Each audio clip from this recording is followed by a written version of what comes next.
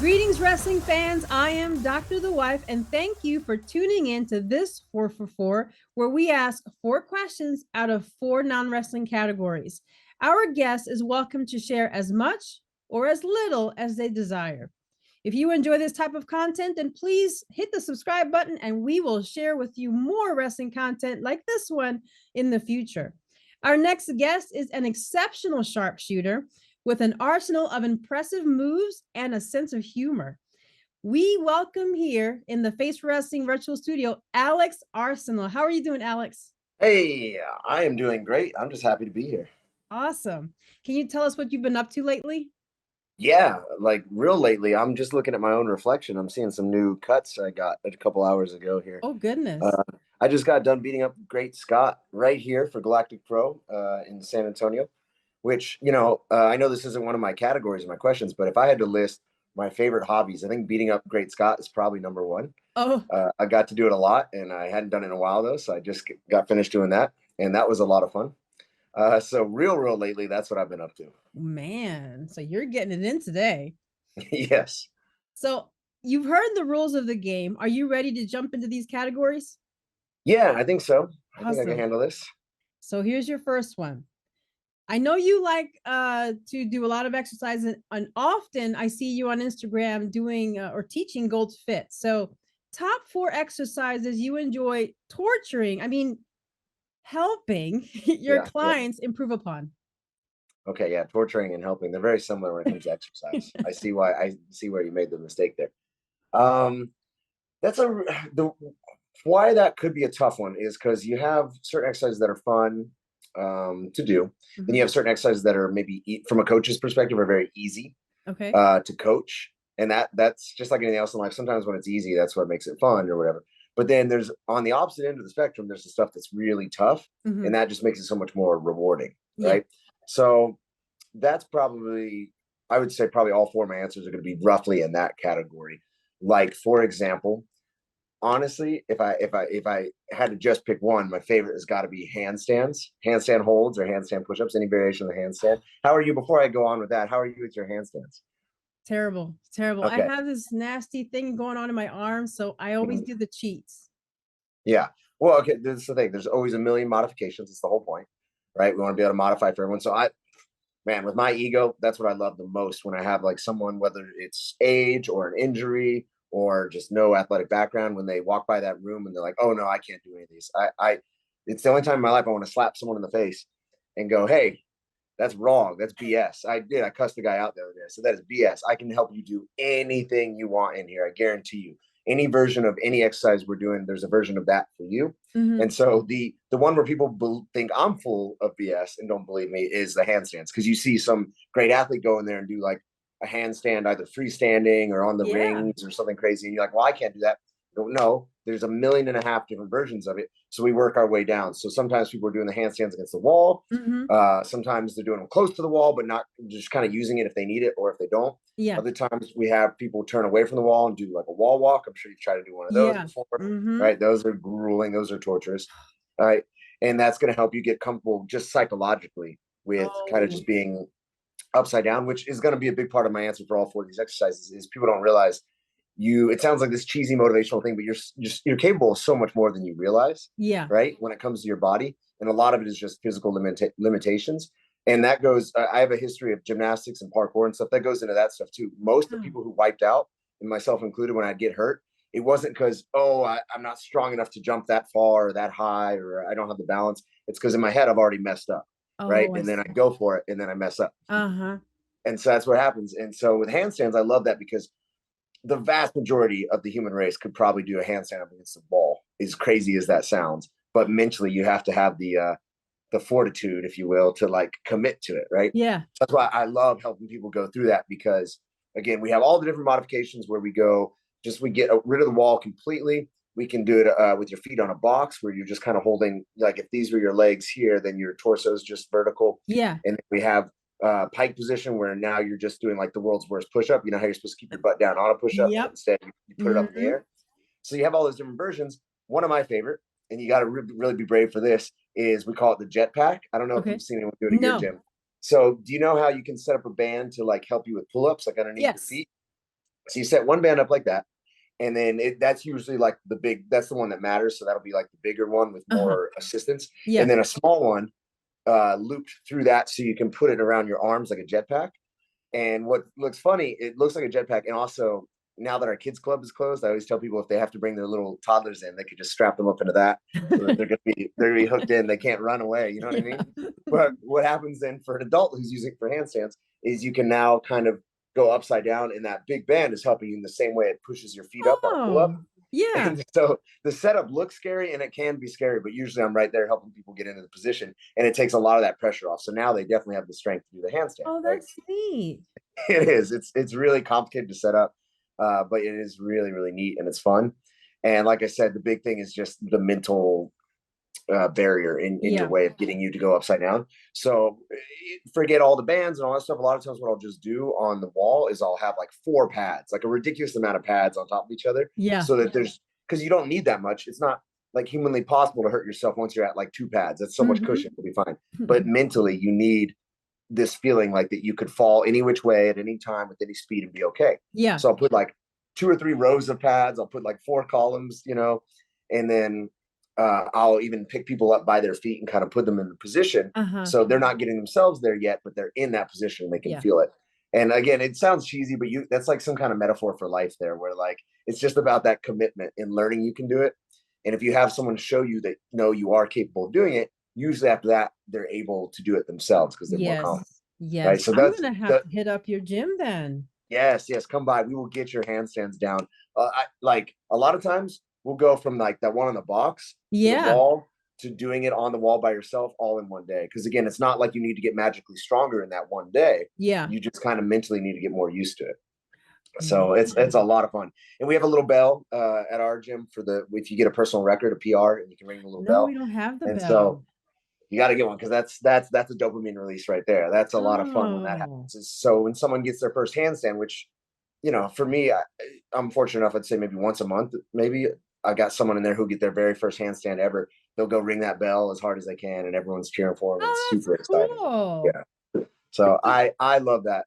And lastly, on the handstands too, the other thing mental about it is, those silly commercials where the old people fall down and they can't get up and they need Yeah, I like do. life alert or whatever. Definitely. When people don't understand, because it's functional training, we're training you to be out in the real world. They're like, well, Yeah. how often am I going to walk on my hands out in the real world? And what people might not understand at first glance is it's more, again, mental, about just learning to be so comfortable with your body that you can literally hold yourself upside down. If Yeah. you feel comfortable holding yourself upside down, you're probably going to feel comfortable getting up and off, up and down off the ground, falling down the stairs, catching yourself, picking someone else up, whatever you got to do. Yeah. If you can hold yourself upside down, right? Yep, that's the So, goal. Make sure that yes. at any point in time of your life, you're able to get back up. Yeah, exactly. So I Yeah. love that one probably the most. That's the most exciting. I think in a very similar fashion to that, you've got things like double unders, right? So with the jump rope, when you're trying to go under twice, same thing. It's less mental. I mean, it's still very mental, but it's less about fear and more just like timing Yeah. and frustration. So again, these can all apply to like these like deep philosophical things about life, right? Like with the double under, what happens is people just want that instant gratification, and they can't get it, and they get real frustrated, and you get little marks on you and stuff, and it's really, it bothers people a lot because again, you probably have the vast majority of people who can walk. If you can walk on your own power and you can jump a little bit and not be in pain, you have the strength to do a double under. There's nothing Okay. missing. You're already there. Yeah. But the coordination takes a while to learn. Yeah. Right. And there's a million little tips and tricks we do, just like all those versions of the handstand I walked you through. We'll do that with double unders, right? I could do an hour-long TED talk on how to like progress through the double under steps, right? Yeah. But it just takes a lot of practice. And so that one can be really rewarding too, because at some point as a coach, I do kind of reach the end of what I can do. And I just have to be supportive and just be like, hey, try for 5 minutes and then take a break, or try 5 minutes a day or whatever it is. And then when they get that's huge. I still remember when I got my first like 10 in a row, I was just so ecstatic. I was so I happy. haven't gotten one yet. Well, you can get there. There's like I said, there's a lot of little tricks and tips. And so you might be something you're doing wrong that you can fix immediately. But a lot of times that's the easy way. The frustrating part is when you kind of are doing everything right, you're just still not quite getting it. There's some kind of X factor there. And so coordination, timing, whatever it is, sometimes just little things like I'll have someone look up and that just straightens their posture out, or they can see the rope going by their eyes, and that's going to help. or turning the music off, which I know is like a cardinal sin a lot of times when you're working out, right? But we'll turn that music off and they can hear the Okay. and Yeah. sometimes your brain, that'll click and you'll get it. And it's amazing. I've seen people who seemingly have no coordination do great. People who can't dance, such as myself, do great. Right. And then I've got like one of my ladies in there, she's a Zumba instructor. She's always dancing, even if the music's horrible, she's great. And then she has all this trouble with double unders. So like, you're like, wait, hold on. You got all this timing and rhythm and coordination. There's just something, there's this X factor missing. Yeah. Right. And so it just takes practice, practice, practice. And so again, that one is super rewarding because I've seen people get it in one day and I've seen people take over a year. Wow. Right. And so it's all over the place. So I love the satisfaction of reaching that goal when we get there. Right. Yeah. It's just a lot like the handstands. When we finally get it, it's just such a big, exciting thing. I would say number 3 is probably going to be pull-ups, your kipping pull-ups or your butterflies or your muscle ups, all those tricky versions of the pull-up. So a regular pull-up is going to be much more like, yeah, okay, if you can't do it, you might just not have the strength, and it might take you days or weeks to build that strength up. Yeah. But with the kipping pull-up, this is, I already rambled through the whole spiel about double unders. It's just sometimes there's rhythm is just kind of missing when someone's trying to learn how to kip. Yeah. And it's just that X factor of just something's not clicking and they just need to practice. And that's another one where I've seen a few people take a few weeks, a few months and been really determined. But for the most part, if they're consistent, it's usually like the 5th day that they're trying or the 6th or 7th day that they're trying to do it. It's just going to click and they'll go from like 0 to maybe like one sloppy one to like 10. Like it just, once it clicks, it clicks. That one's a really fun one too, because again, it's functional training. People think it's kind of a dumb looking movement, and it is silly looking. But I love telling people like, okay, so if I'm hanging off the edge of a cliff and I need to like pull myself up, am I going to do like a strict pull up? Like, are you going to give no, I'm yourself going to do whatever I can to get my body up so I don't fall off that cliff. So I love that one too. It's another one that's a huge confidence booster when they finally get it. And then what was that? 3 I gave you? Yes. Those are my 3 fanciest movements. But when it comes to complexity, have you ever done the Turkish get up? Have you heard of that one? No. What is that? Okay, so we do it pretty regularly in there. So if you're consistent enough in there, you keep going, you'll have to come across it at some point. The Turkish get up, the best way I can describe that one before I even describe the movement is for functional purposes. If I'm holding my beer, right, this is cherished liquid gold, I don't want to spill this, and I fall on the ground, I have to get up without spilling, right? I'm holding that beer. Yeah. Yes. So you know what I'm talking about? Yeah. So I think I like that one because that one's such a challenge as a coach, because there's literally about 9 steps if you're going all the way from the very beginning, the setup to when you're all the way done. And you then that's really got to think about each step too. Yes. And there's you can't, people, it's just, you're not going to remember, like, you know how what a phone number has 7 digits for a reason, because after that it's so hard to remember more right away. So in one day as a coach, how am I going to get people's brains to remember 9 different things? And then that's just standing up. Now you got to reverse and go back down. And so each little tip has its own little like trick so the brain can remember it. So like we have like a part where you're supposed to keep your hand really close to your legs. So we call it the sexy slide. So I always go like, hey, and then everybody remembers it afterwards, right? That's the only way they're going to remember it. So we have all kinds of stuff like that. And that's another one where I think people feel accomplished when they're able to do that one, just because it is so complex and so complicated. It's like they're solving a puzzle or doing a math problem while you're trying to work out. And then unlocked an achievement. Yes, exactly. And it's so functional because you're using your entire body to do all these different weird things. And when people start to use real heavy weights, it gets kind of scary, but it's a really big sense of accomplishment. And then the way I relate it to most people, like I said, is saying if you fall on the ground with your beer, you don't want to spill it when you stand back up. So you need to learn how to get up. Yeah. No. Oh man, I remember doing those, and I think my favorite part of those that movement is after you're done and you feel it all over your body. Yes, yeah, because you used literally every single muscle, the whole body. Yeah, that's my favorite part. So the next one is top 4 organizations or charities that you enjoy helping. Okay, that's a good one. That's a good one because we had my merchandise table set up today at the show, and for my T-shirts, I guess I'll start at the beginning of the story. I first wrestled. I think my first show in San Antonio ever was one of my first matches ever. It was at the food bank here in San Antonio, and the representative, my friend Louie from the food bank, who was running the show, I just hadn't seen anybody put that much effort into like just helping us get everything we need and run the show great. And we were getting 300 people out there at that food bank. This was about 2018.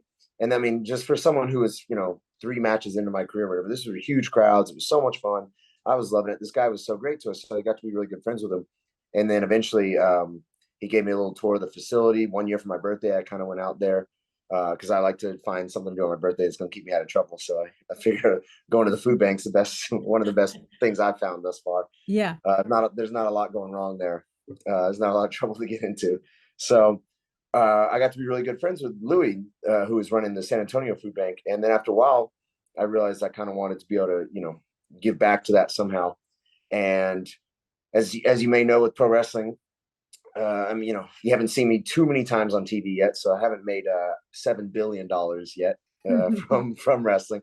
But there's a nice revenue stream that comes in from merchandise, especially when you go to one of those big shows where all the fans really want to, chip in. And then so I started with, I think it was $2 out of every shirt, and now we're up to the shirts. I'm charging 15 for them, and half of that, so about 750, goes to the food bank. And it's a collaborative effort because through someone I met at the gym, I actually have a lady who runs her own printing shop, and she's hooked me up with a really great deal for the t-shirts. Yeah. So I'm able to make a larger profit for the food bank from those shirts. Wow. And so just for $15, you get your, beautiful, sexy Alex Arsenal t-shirt you can wear, right? Yeah. But then half that's going to go to the food bank. And so that was really cool because also, I don't know, I'm pretty new to the whole charitable donations thing myself. And so I wasn't sure how people normally do it. But I waited until each batch of shirts completely sold out. And what happened too is that actually made it feel like a lot more money. Because I think when it comes to it logistically, like, hey, if you donate like $2 a day to some cause, that's awesome. Like that's going to help them maybe even more than saving up and donating all. But that's how I was doing it. So the first one was $500 when we had it all saved up after I had finished with my shirts. And that just felt like I was really giving like such a solid amount. Yeah. And so I did a whole thing with it that year before my birthday where I went to HEB. And again, I let them know what I was doing. And so they gave me a discount on all these canned food. And they had no evidence that I wasn't just lying to them or whatever. I thought that was really great on their part too. So I had this, I mean, it wasn't even close to anywhere near $500. It was like, I think it was $50 filled up based on the discount they gave me, filled up my whole cart with canned food. Right. I mean, like over the top where it's comical. It's like, and so I got to bring all that, dump that into the little can at the front of the food bank that next day, and then give them the rest of the money. And like, I don't know, it just felt like a lot. It's very good. Cool to see it. Yeah. And then the other thing too is it's kind of a dark, aspect to charity, but a lot of charities the money doesn't go where you think it's going to go, or not all of it gots. And it's a huge, huge problem. Yeah. And it's something we should talk about because it's real. It's a very real problem. And I mean, I don't want to give any specific examples or anything, but think about the charity that matters most to you, and just imagine hearing that 2 cents out of every dollar goes to those animals or those kids or whatever it is that you're trying to. And so with a food bank, you got to see it. I get to go there and just watch it happen. And I got to help pass out food, and you're literally seeing your donations in action, and you get to see the stuff that they claim, which you feel like can't be true, which is like every dollar ends up being about 7 meals based on how they partition it out. And like you see that happening, you go, wow, this is awesome. So that's been my favorite so far. So that's why we're still doing that with the merchandise for the Arsenal stuff. Yeah. And I really, really like that. For a while, my friend Louis did go and switch over to Soldiers Angels. And I worked with them for a little while. And that's something later, hopefully when merchandise is turning up a profit with a lot more zeros on it, we can sort of spread some of this love around even more, hopefully. But for a while there, we were doing that, which was really good because that was mostly about veterans coming back here and needing sort of a foundation, was the way it was described to me. Was just in general, there's all kinds of things they could use help with, but think about how hard it really is to get just established and get a job and stuff if you don't have a nice suit, if you don't have sometimes a phone or a laptop, these things that they really needed. And so it's beyond just the basics of shelter and food and water and all that. You also need these other foundational things to even get the ball rolling. No matter how smart you are and how hard you're working, so that was a huge deal. I really liked how they were working with veterans and providing that kind of stuff. And like I said, I want to segue back into working with them at some point in the future. And then I'm going to go 3 for 3 with my friend Louis. I'll have to make sure he sees this because he's going to get a lot of credit. He does all kinds of charitable stuff around San Antonio. So he also was working with Blessed Angels. Okay. So different than Soldiers Angels. So that was a retirement community. Yeah. And so that one, I'm not going to try and claim more credit for. I didn't donate any money or anything. I just donated my time. I just showed up to a bingo night one night and got to bring some of my championship belts, and they all, got to take pictures and everything. And I was, Oh, normally it's the little kids that you kind of yeah. they get most excited about you or whatever. And so here were a bunch of retirement age folks just on bingo night that were having a ton of fun. I got to be the judge for the costume contest. There were some pretty good costumes. We did a conga line. I Yeah. think one lady dressed up as a luchador, so a match did break out at one point, a fight that Did it? I refereed. Oh my goodness. So that was a lot of fun. I really like being part of that. I mean, that's just me being, loving attention. They were all Yeah. over me and making a big deal out of me, right? So it was more. I got more out of it than they did, I'm sure. But I really like that. And then those are the three that I have in any way been associated with Yeah. that I can think of. The next closest thing I have to any like association or anything that I've done with them was the a Special Olympics team that I met through one of my clients. She had a son that's on the team. Yeah. They came out to a couple shows back in the day, at the same place, I think, actually at the food bank here in San Antonio. And they were the it's been 4 years. They were the Sharks. I want to say Okay. I'm gonna get in so much trouble if I got their team name wrong. But I believe they were the Sharks, or they was Oh, some kind of we'll aquatic edit it animal. underneath here. Yeah, Yeah. whatever it actually So is. send us the name and Um, we'll put it in there. Yes. But again, it's kind of like what I just said with the retirement home with the Blessed Angels. Uh, from a selfish perspective, I got more out of it than they did because when they showed up, they were all wearing my shirts. They were screaming. They were Oh having my so much goodness. fun. You know what I mean? So, like, yeah, Yeah. it felt like I'm glad I worked with the promoter and with the food bank. So we got them. I believe they're like, we had maybe friends and family might have still had to get tickets that came with them, but they got hooked up with the tickets and everything. Yeah. And like I said, for me, it was just awesome that they were super, excited. I mean, anytime any fan I can get to come to the show and go crazy, that does more for me than for them, right? So Yeah. that was a lot of fun too. So in a way, I'm loosely associated with them. I haven't gone back and done anything else with them, but I would like to in the future for sure. Wow, that is extraordinary. I can't wait to see more of you, and because you post it all over your Instagram, and I love watching those moments that you have with your charities and anything that you're just involved with. That's wonderful. So the next one is top 4 comic book powers you would love to have. Oof. Okay. Man, this is a tough one. Um, so do I get all four at the same time, or Yep, these are four alternate these are all universes 4 that but you get to have. at the same time? Oh, Yep. that's overpowered there. Oh Okay. yeah, of course you have to be OP. Yeah. Okay. Let's see. Man, let's start with the lamest. It was not lame, but the most common one. I think super strength, because I always had what I call like a Napoleon complex, right? I mean, I wanted to be a pro wrestler. By the time puberty was sort of running out of steam and I realized I wasn't going to be 6'8", 300 pounds, I was like, okay, well, this is a bummer. So I've always had a fixation. Hopefully you could say a semi-healthy fixation with being bigger and stronger in the gym, Mhm. right? So I've been putting in the work, because they talk about the airport test, how you should pass the airport test, right? Yeah. Everyone in the airport should be looking at you. And so I told you I have like a background with like gymnastics and parkour, and Mhm. I love the high flying stuff, but the whole Arsenal ideology is that like I can do everything. I may not be the best at anything by no means. No one can be the best at everything, but I want to be pretty darn good at just about everything, right? So Yeah. when it comes to these superpowers, it's kind of related to how I explained Alex Arsenal to people. If you were to make me in a video game, which a couple fans actually have, which is really cool, when you go to the stats and you only have so many stat points to put into a video Yes. game, I like to think of myself as someone who's got like eights across the board versus like a 10 and a 2 or something like that. Mhm. So with strength has ironically always been my weakness, right? I was a pretty good natural athlete in endurance sports and like could do, like I said, like I did parkour, Yeah. trampoline, gymnastics, like, so you give me all the little guy stuff. Give me a pole. My first day of pole vaulting, I was like having fun, killing it. I was doing great, Wow. all that. But then you put me in anything that requires size and strength. So weightlifting, wrestling was tough when I first started that. Football, I was just getting tossed all over the place, right? So Oh my you always want what you can't have. Yeah. So even though it's the most basic superpower, I think just having super strength would definitely satisfy some kind of Napoleon complex issue I've got deep down for sure. So that one for sure. Like I said, I like the idea of rather than being the best at anything, I want to be like pretty darn good at everything. So Mhm. I would almost, if I could, trade the 4 superpowers for like 20 moderate powers, or if I Well, could, you have right? 20 moderate powers, all equal up to one overpowered Yeah, person. there you go. So yeah, definitely strength. I think in regards to wrestling, I think like immunity to pain would be Okay. very helpful. Yeah. I think that would despite what some fans think, I think that would make pro wrestling a lot easier. Do have to deal with quite a bit of pain.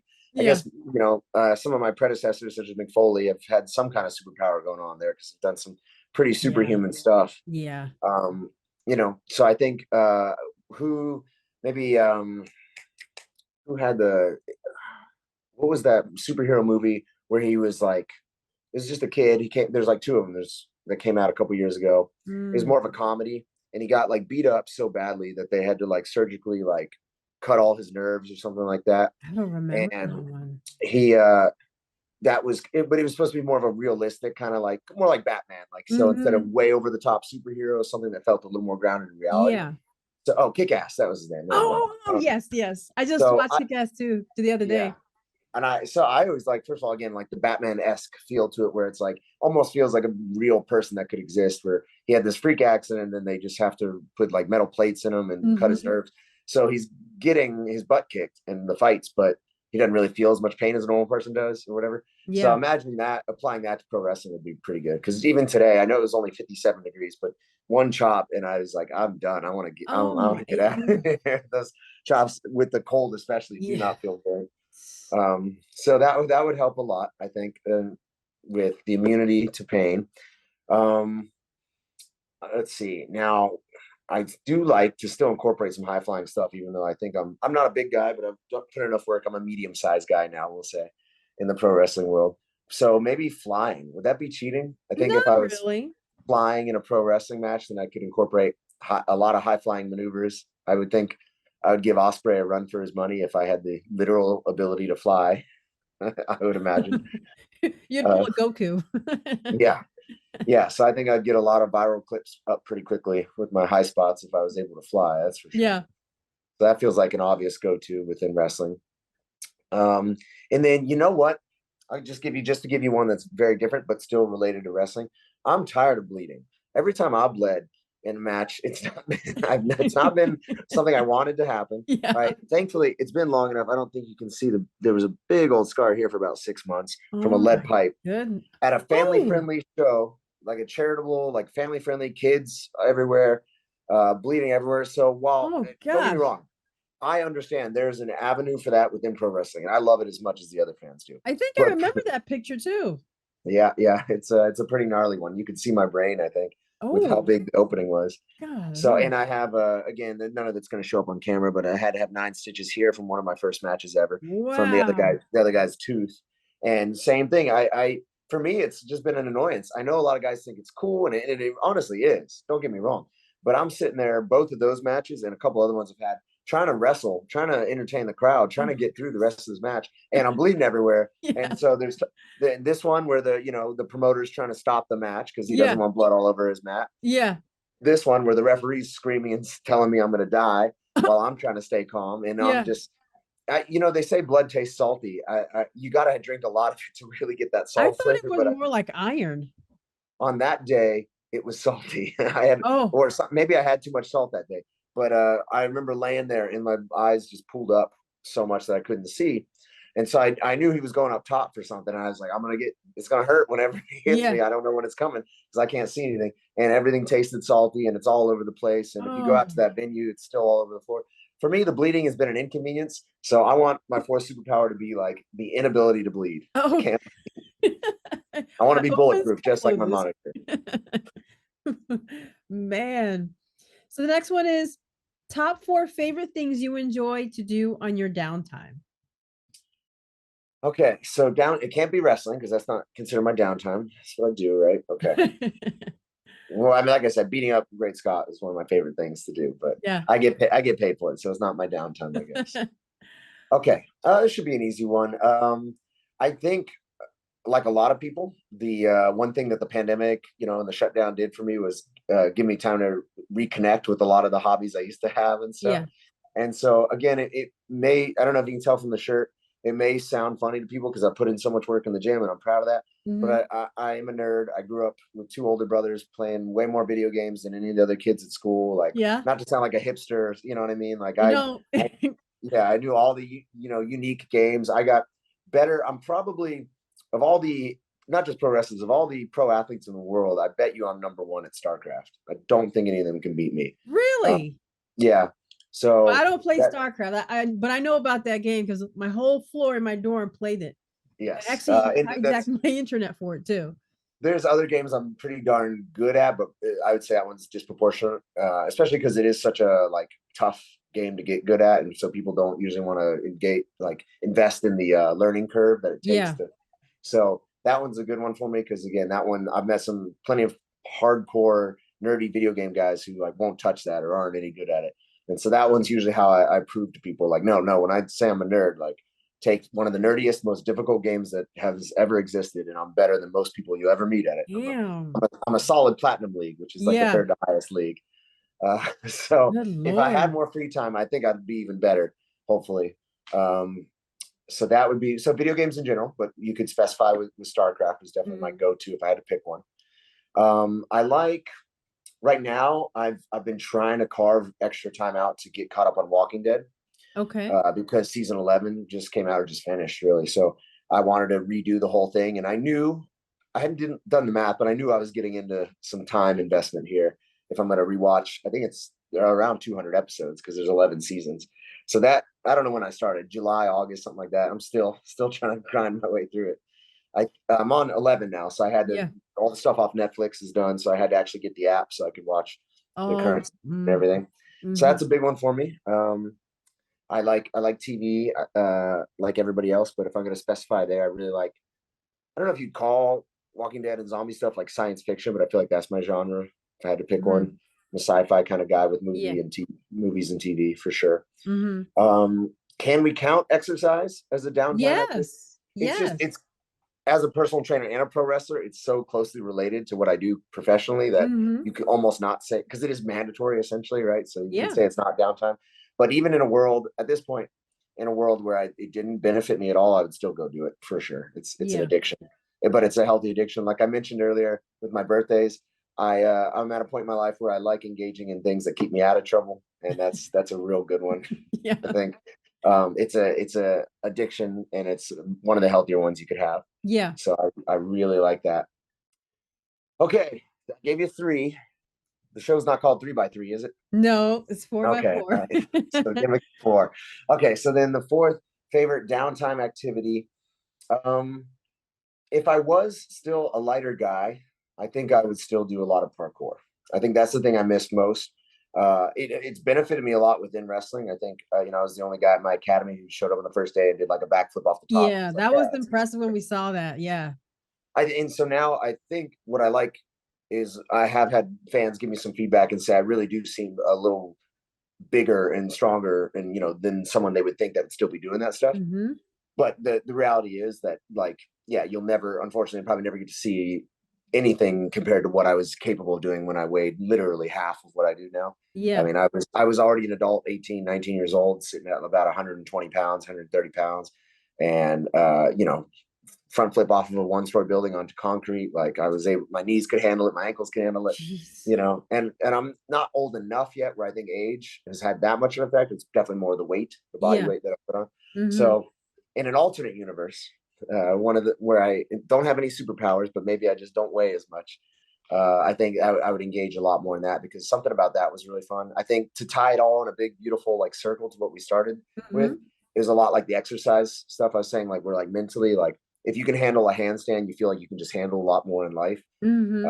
Something it's like You're being able to basically fight. handling your own weight. Yeah, exactly. Yeah. Like you feel capable of any situation, right? So you're less worried about other people when you feel comfortable in fighting or self-defense or Mm-hmm. something. You feel less worried about anything going on in the world when you know you can sit there and bust out a backflip or a handstand or whatever. Yeah. So like I said, while some of that is still in the tool set, still in the arsenal, if you will, I wish I could engage a lot more in that too, because that was a lot of fun. Thank you, Alex. This was an exceptional interview. Thank you for participating on this episode of 4 for 4. Can you tell us where we can find you and perhaps your merch? Yes, it's easy peasy. I'm a bit of a boomer, so we're only up to 3 social medias right now. But that's not bad. That's more than No, it's one. That's not more bad than at 50. all. Okay, so we've got the Facebook, Alex Arsenal, really simple, Mhm. right? Then if you're going to go to Instagram or TikTok, your only issue is there's going to be a million Alex Arsenals. because we're going to run into issues with all the soccer fans over in England, right? Now, the first thing, without even me telling you about the spelling, if you look at the profile pictures, a lot of them are going to be either covered in red face paint, which isn't me, or they're going to be a little bit out of shape. No offense. So it's not me either. So if you see a muscular dude with the shirt off, it's probably my account. But to be sure, it's got to be ALEXX_Arsenal. Okay. And that's going to get you the Instagram and TikTok. Okay. And so you can see all my stuff there, upcoming dates, all my great, awesome videos, underwear pictures, whatever pops up on there. Then, if you want merchandise, you can reach out to the DMs on any of those three. Or, of course, the best way to get it is right hot off the press at a show. And your best two opportunities coming up are a week from today here in San Antonio. You got Branded Outlaw Wrestling. So I'll be right here at the Woodlawn Gym. And then the day after that for Texas Wrestling League, I'm going to be down in the Valley. So they're going to be that'll be the next day. So that'll be Sunday. And I'll be defending my Texas Wrestling League Heavyweight Championship there. And either opportunity, you can see me in action. You can also grab a shirt. Awesome. Would any of these be on Fight TV or Title Match Network or YouTube perhaps? Yes, to YouTube for both. I think the possibly for TWL might be on one of those. I'll have to see. But then if you really want to see me on some kind of streaming service that's cool and that isn't YouTube, then the next weekend after that, I'll be up in Addison, Texas for Texas Style Wrestling, TSW. And so then they've got their own app for just $9.99. Yes. Yeah, so that's even cooler. And again, that'll be another opportunity if you're in the Dallas area to come check me out and also get some of that merchandise. Awesome. Well, we encourage everyone to go out there and watch you work because you are a phenomenal athlete. This 444 was exceptional, like I said, and thank you so much, Alex, for participating and joining us today. Please go see Alex at his upcoming shows. He has a very busy December and most likely busy 2023. If you like this, then please subscribe, share, do all the good stuff on all of Alex's social medias so you can be up to date on all his great things, all the great things he's up to, as well as the shows that he will be at and participating in. If you like this content, please follow, like, subscribe, Face for Wrestling for more wrestling content as well. Share us in all your social media so all your friends know where they can find their 444s. This is Dr. The Wife. See you soon with more wrestling content here on Face for Wrestling.